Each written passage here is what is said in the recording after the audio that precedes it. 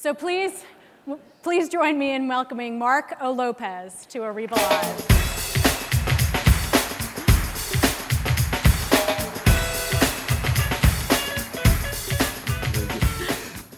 Thank you, Rachel. Thank you. We are from the southern clan in closer south of the border, Mexico. Not really of Ireland descent, but Irish descent.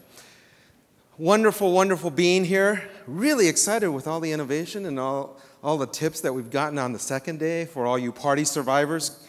Great job hanging in there and being awake. How many of you, by show of hands, think change is great? Okay, well, come on. I was hoping for a little bit more. Change is great. We've heard a lot about change. We've heard a lot about what we can do. But change can also be scary, right? It changes the way we do things. And at Southern California Edison, what we want to share with you today is a little bit about the journey that we are on, and we're in our early stages. We're not quite there yet. We were a prospective customer last year. We made the agreement, we made the decision, and in fact, we are going to implement our first few modules by the end of this month. So we are beginning that journey. But it's reassuring to see a lot of examples of companies that have already made that journey and are actually pushing the limits, pushing the envelope. I'm going to quote our CEO, Ted Craver. It's published in the 2012 annual report. He said, "Our customers want reliable service at an affordable cost, which requires us to consistently focus on efficiency and integrate new technologies." Now, how many of you would really appreciate if the lights went off right now, right? For a utility, we want that reliability. As a consumer, we want that reliability. One, we usually don't bill when the lights are out. And as a consumer, when you're getting ready to watch the big game or you come home and you want your lights to flip on, you want that light to come on when you flip on the switch. So we want that reliability. Now, there are some changes in policies, public policy, and disruptive technologies that have been introduced over the last few years. While I was catching up with Twitter feeds over the weekend, actually preparing for this presentation, I came across one tweet from Stanford Business School. And it was a story about two graduates of their MBA program that are wanting to revolutionize and get into the energy markets.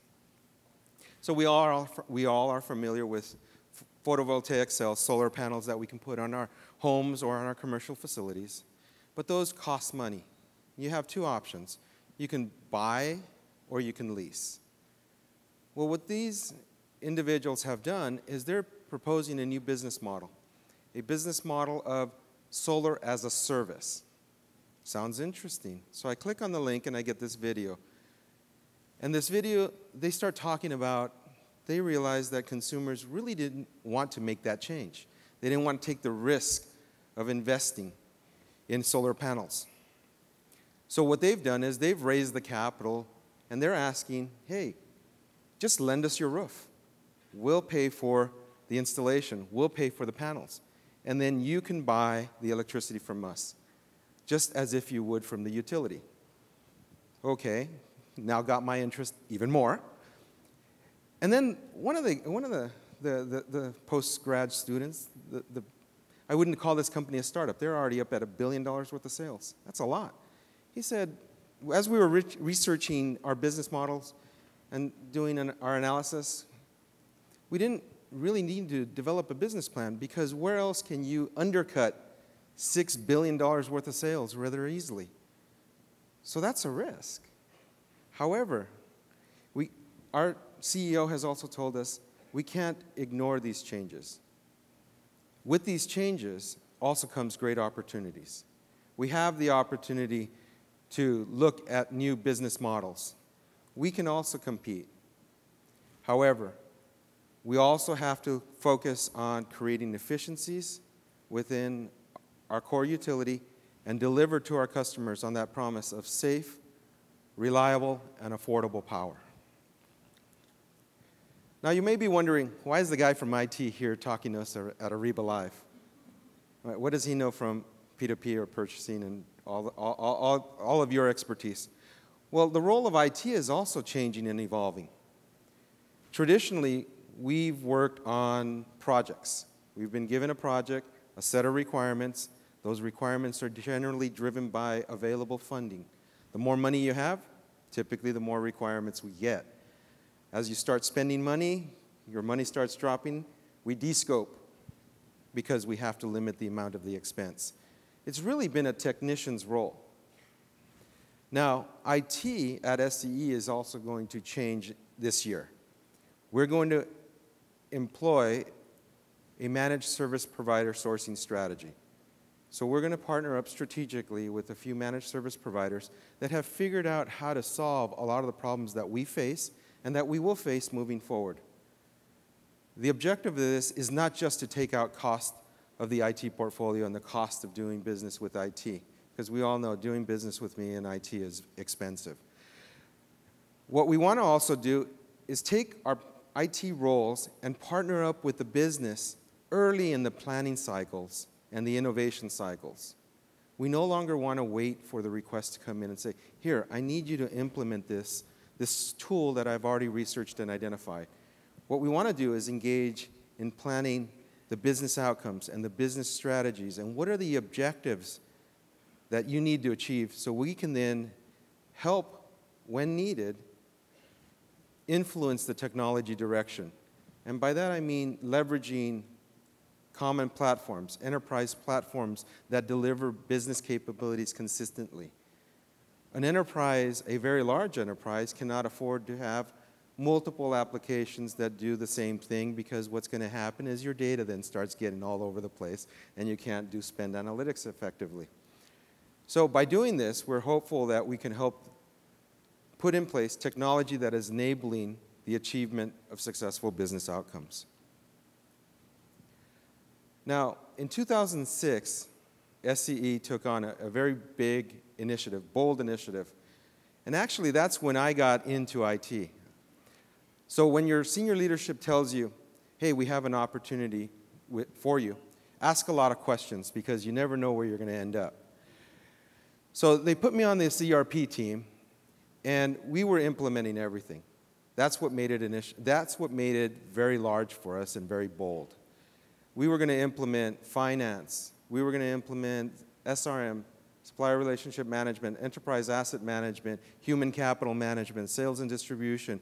We were going to do all of our reporting out of BW, Business Warehouse, and we were going to also implement this new tool that SAP bought called Business Objects.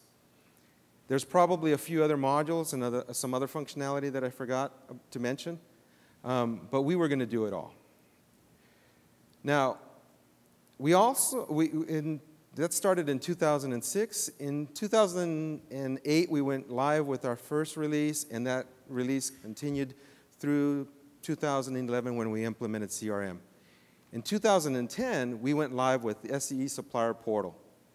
We also had SRM and a few other solutions like EDI XML to facilitate collaborative work processes with the major vendors that supply material and services to our transmission and distribution organization. So all the field guys that do wire and poles and transformers. Now that mature solution, well thought out, well planned solution has served us very well since then. It actually encompasses about $1 billion worth of spend of about 3.6 spend in that area.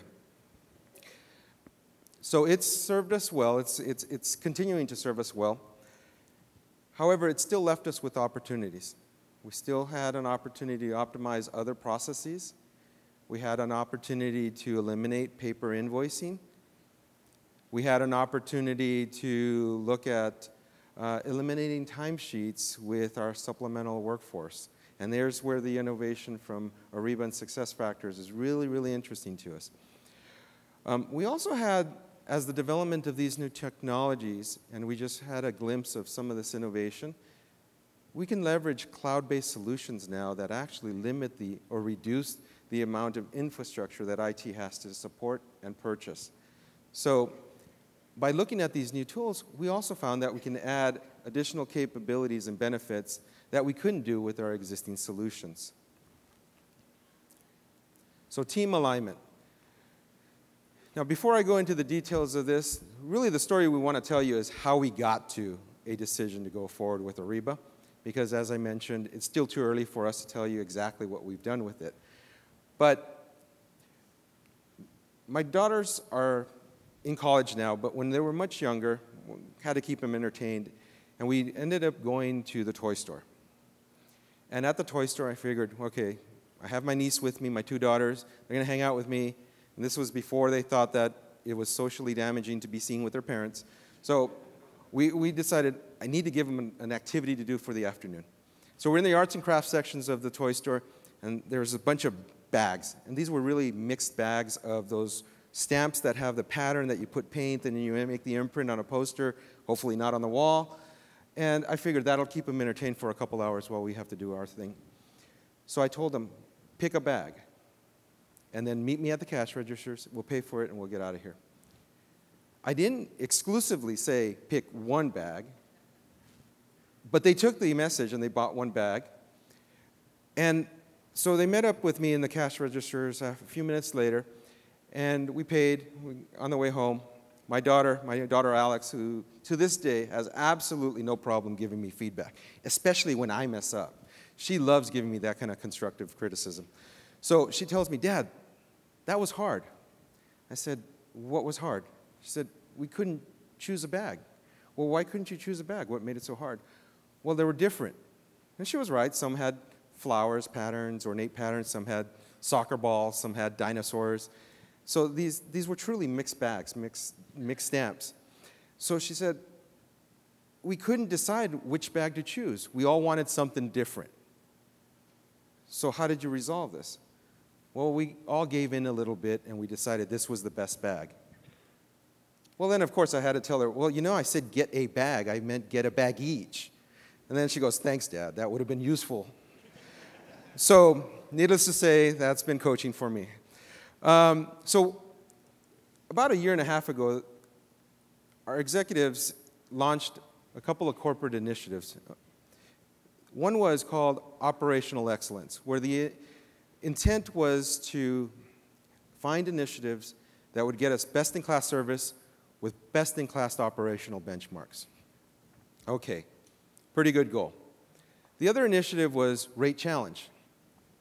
Well, we all appreciate having power reliably delivered. There's that element of affordable cost, and our rates have been going up consistently. So we needed to find ways of reducing that customer impact and reducing the ongoing growth in our rates. So that was the second initiative. The second corporate goal. What initiatives can we put in place to lower or minimize the impact on customer rates?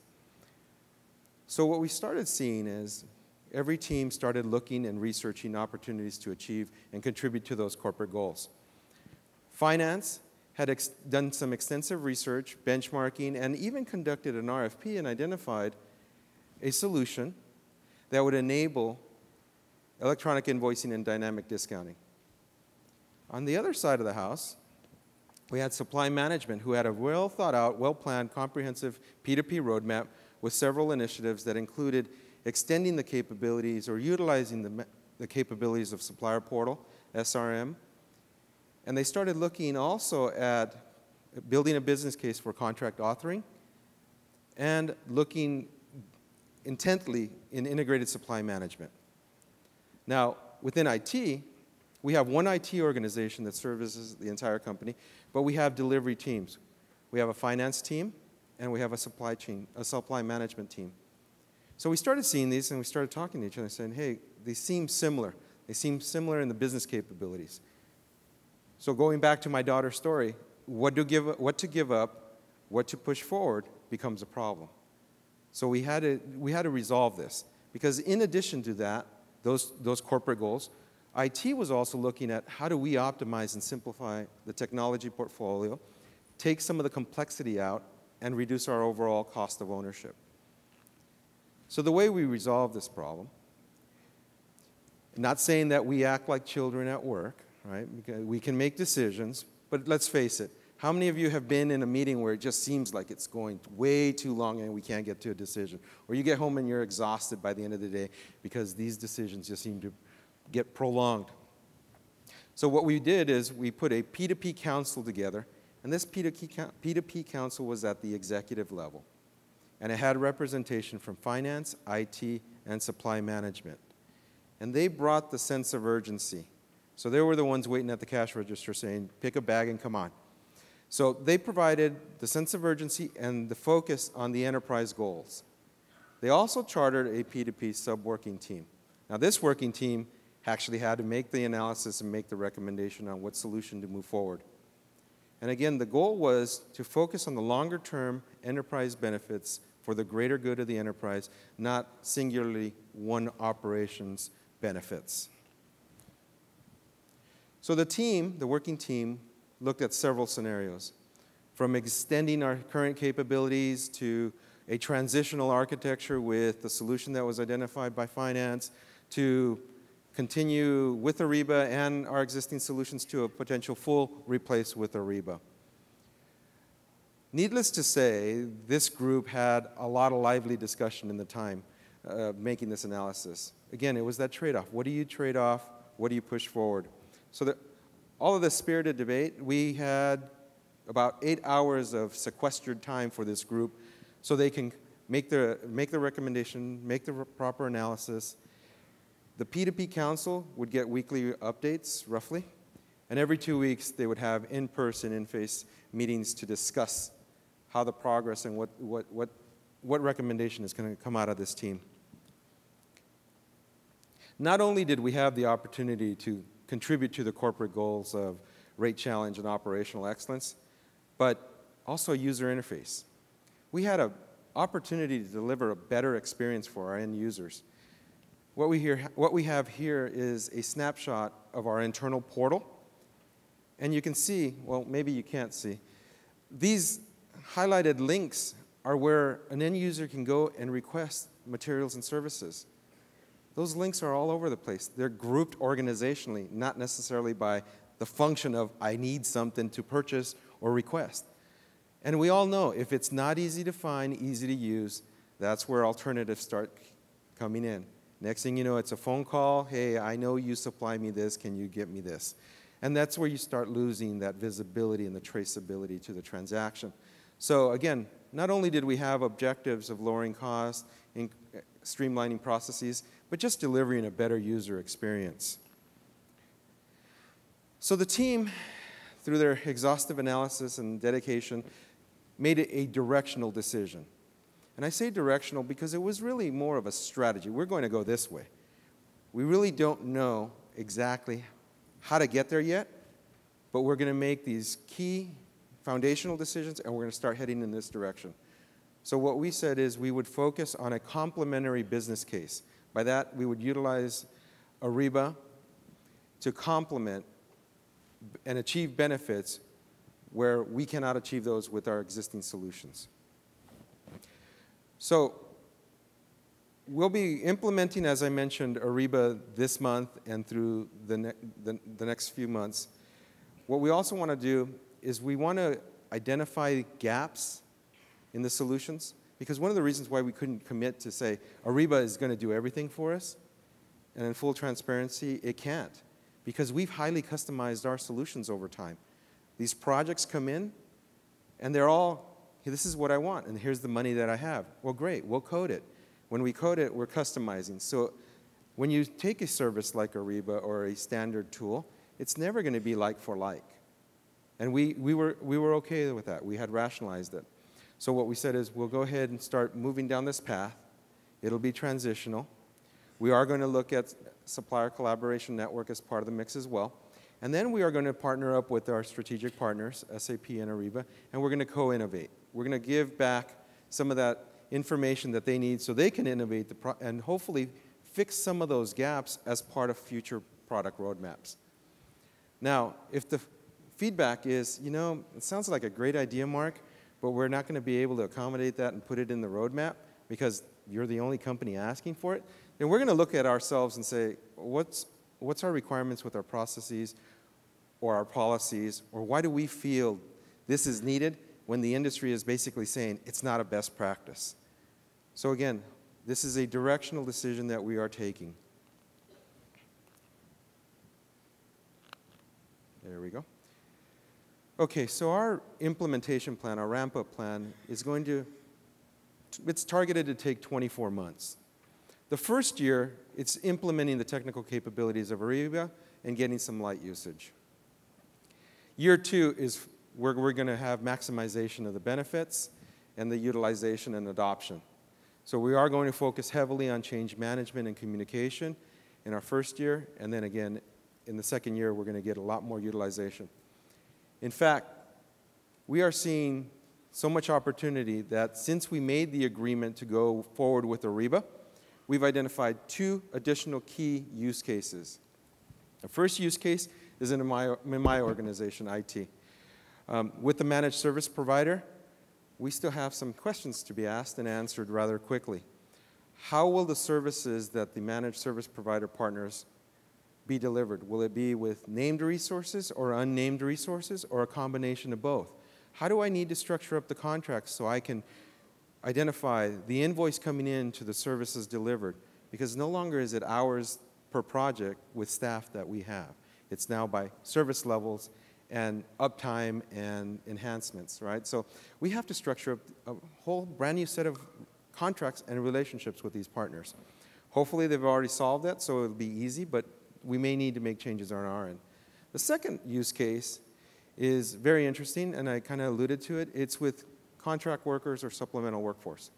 Our HR department and supply management are co-leading this effort, and what we've identified is we have about 200 or so vendors that supply us these type of resources. Anything from statement of work consultants, temp labor, contractor, independent contractors. And there are certain requirements of compliance depending on what category those resources fall in. So we have an opportunity to work with our HR partners and our supply management partners, and we're going to implement an MSP, a managed service provider, that we will have one managed service provider that has to deal with all the agencies that provide us the supplemental workforce. We also need a vendor management solution, so we're looking intently on what the future releases of our Ariba product will be in the procurement of services category. And then future long-term roadmap, we'll see how it integrates with SuccessFactors so we can put qualifications and the internal requirements and then optimize our onboarding and resource management process. So we've all heard a lot of great examples of how globalization of the economy, globalization of services is making the world a much smaller place, but a lot more interdependent. When we say network, it's interdependent. You're depending on somebody else that may not be locally, they may not be right here, they may be clear across the other side of the world. The pace of change is fast and furious. No one company, no one person can keep on top of that. It's absolutely unrealistic to think that you can. What a wonderful opportunity that we're all here and we get to collaborate and network at Ariba Live, right? Last year, Ariba Live, it was my first Ariba Live, and we all were at National Harbor last year. And we did the obligatory meetings as a prospective customer. Here, go meet this company and talk to these representatives. They figured out how to automate invoice to PO. Great, we got lessons learned, great, great. Here, talk to this customer. They've successfully achieved dynamic discounting, great, we talked to them. But it was in the main hall at lunch where one of the most impactful conversations occurred, at least for me. Where a couple of young men who sat down, they joined us for lunch, and they said, it sounds like you guys are prospective customers. Yeah, it sounds like we are going to go down this path. I said, great, what are you looking at? Oh, we're on demand, okay. What about you? Well, no, we have it implemented, they told us. I said, well, how's it going? Well, in full transparency and very candid, they said, it's going terrible. All right, tell us what we need to know. Why is it going terrible? Well, we're not ready for the change. So it wasn't a technology issue. It was a change readiness issue. They wanted to recreate all the old systems with the new tools. Now, I remember my first cellular phone, and that thing that I had to carry to my ear. I appreciate the new phones, right? It's getting better. But if you think that change is risky, then you're never going to open yourself up for that opportunity. So fortunately for these two gentlemen, they had a plan for course correction, had executive support, and if I were to meet up with them today, I'm sure they're on their way to success. So the key message is you need partners, you need collaborators at all levels, whether at the strategic level, whether externally or internally. I'm here with you. We all have an opportunity to collaborate and network together. So why don't we do this? Why don't we go ahead and get moving, get going, and let's all go be great together. Thank you.